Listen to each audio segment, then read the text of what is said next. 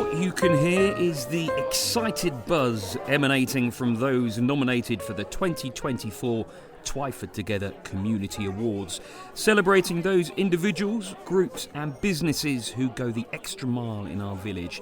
It happened on Monday the 18th of March, where the Royal Oak in Ruscombe opened up especially for the occasion. Various awards were handed out with a panel of independent judges representing different sectors of the community deciding upon the winners. They included Business of the Year, won by Home Instead, Community Group of the Year, awarded to Twyford Tennis Club, Food and Drink Award, La Fontana coming out on top, Go Green Award given to Mayor's Refillables, Sportsperson of the Year, lifted by Melissa Buckle of Simply Fit, and the Gordon Story Award won by Lisa Foulweather. And there were plenty of other awards up for grabs as well. For example, the Young Achiever of the Year. It was won jointly by Sophie Taylor, a Pigott School pupil, part of the Student Voice team and a mentor for vulnerable students at the school, and Elwyn Mears. Elwyn was the first of a series of winners that I spoke to. I'm basically a British para swimmer, and in swimming there's between S1 and S15, and typically S1 to S10 are physical disabilities. S1 would be more like no limbs to quite a severe disability, whilst S10 would be mild disabilities. And I fall in the S6, which is typically for dwarfs as well as paralysed people. Typically I stick to breaststroke and IM, and for those who don't know what IM is, it's every single stroke, which is very hard. But Individual medley, exactly, that's what an IM stands for. And it's hard, but if you're good at it, that's what you're good at, so yeah. I feel you're underselling yourself a bit here, Elwyn. I need you to delve deep into the awards that you've been winning, the races you've been winning, particularly recently. Don't hold back. I won't. I mean, this year I had county championships, which was Berkshire and Buckinghamshire. I walked away with 3 golds, 3 silvers and a bronze for the para category, and that was across 2 weekends.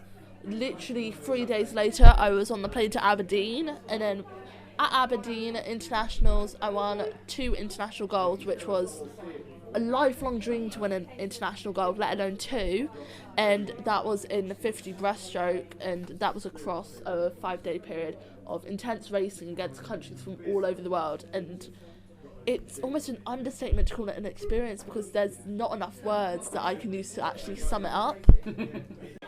So why swimming? When did this start? What is it that you love about the sport? I mean, I was in hydrotherapy from 6 months, so I've always been in the water, and my parents put me in for lessons when I was very young. I was at Maidenhead for a while, and then we got the offer from my current club, which had an Enable squad, which is for people with disabilities, and ever since then that's where I've been, and I'm really happy with it. Have you got any kind of particular aspirations regarding swimming? I mean, obviously the dream is the Paralympics 2028, which happens to be in LA, which would just be amazing. But that is dreaming big. But, like, you can't limit yourself and just dream big. My name is Ian Wisdom. I'm the festival disorganiser for Twyford Beer Festival. That's very modest. What have you won tonight? Apparently a Citizen of the Year award, which is somewhat of a gobsmacking experience. Yeah, you got a little bit emotional afterwards, didn't you? Yeah, I'm not. We don't do this for the being in front of everybody. It's my team and I do it just because we can.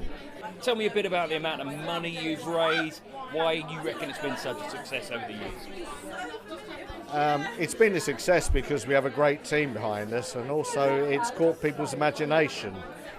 And every year the numbers have got better as far as attendance.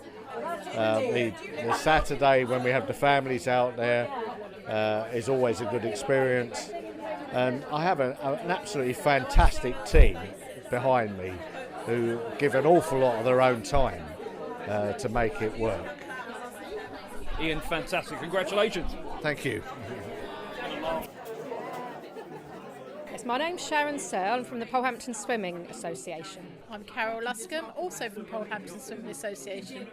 Start with yourself then, Sharon. You have a lovely certificate in front of us.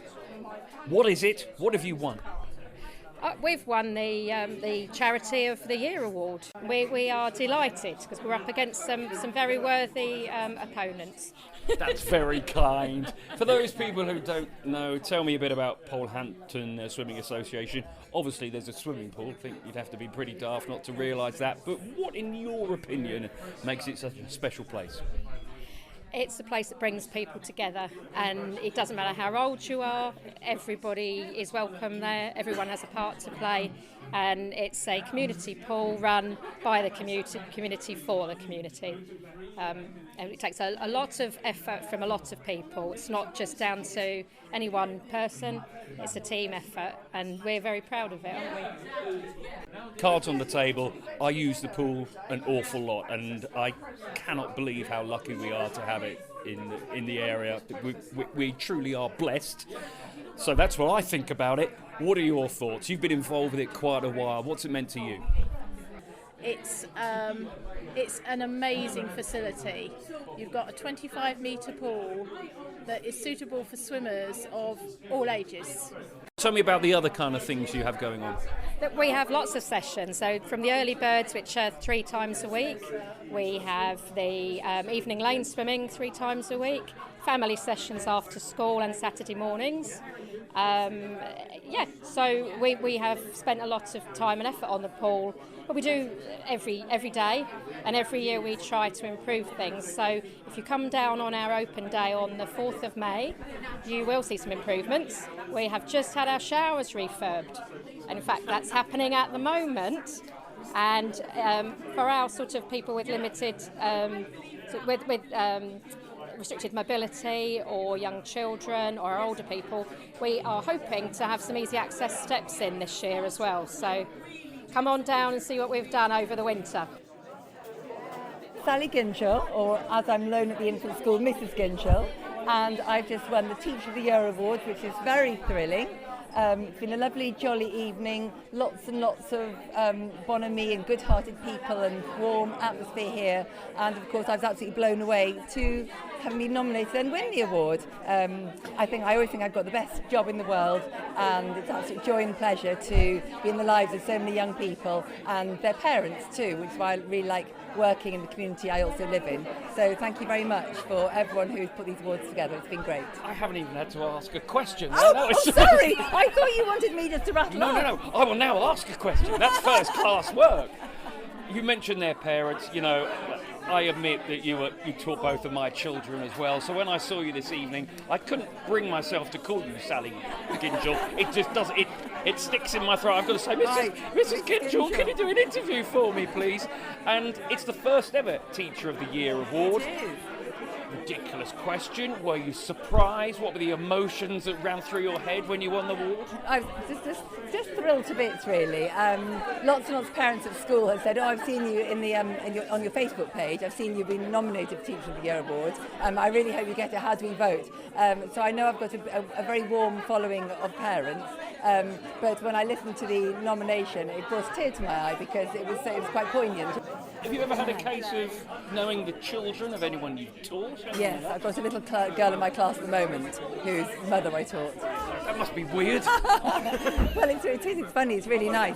It's one of the lovely things like living in Twyford and working in Twyford. So I like the fact that when I go to Waitrose or the library or Wood or wherever, I can guarantee there's always somebody I see. And it's just delightful. You know, it makes you smile because they're all very warm relationships. When children are little, of course, everyone needs their children to settle happily at school, and I love the fact that I have a special role in the lives of children and families. That was Sally, also known as Mrs. Ginchel, from Polehampton Infant School, and the Twyford Together Community Awards Teacher of the Year. Congratulations to her and all of the other winners and nominees. Thanks for listening to the RG10 podcast. If you've got 30 seconds on your hands, please do leave the show a rating and review. It won't win you an award, but you will feel warm and fuzzy inside knowing that you've done a good deed. Goodbye.